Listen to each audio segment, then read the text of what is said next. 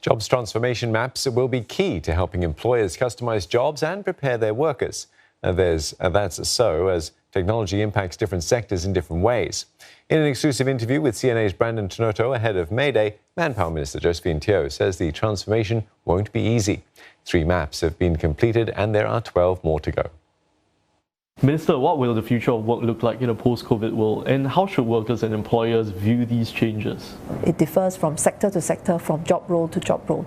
But in Singapore, I think we can be nimble enough to pull together all the stakeholders to actually bring to life these jobs transformation maps. Ultimately, it is the ability to keep the job as well as stay relevant. And if the business can be brought to the next level, of course, the prospect of career advancement, both in terms of wages as well as the nature of work. I think that's what all workers look forward to. And we have to think of how we can do this in a sustainable way. It is not just a matter of the unions approaching the companies and saying that we'd like to have a pay increase. The companies will have to look at their ability to afford higher wages. And that ability comes from improved profitability and also business growth. And you can only do so if you are constantly re-examining your existing business model, constantly innovating, constantly building new capabilities. Minister, what's your outlook like for the labour market? The employment levels have gone back to pre-COVID levels and surpassed it for several months already.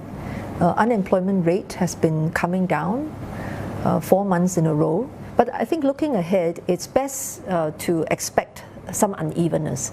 Some sectors will continue to gain momentum as they recover, but there will be other sectors that continue to face uncertainties and headwinds. Quite a lot of it have to do with our border controls, and that these travel restrictions cannot be fully liberalized at the moment.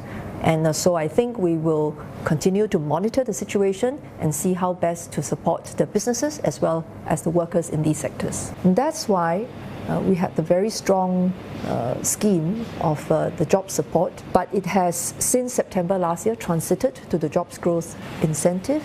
We've been tracking the data very carefully, and it appears that it's providing quite good support.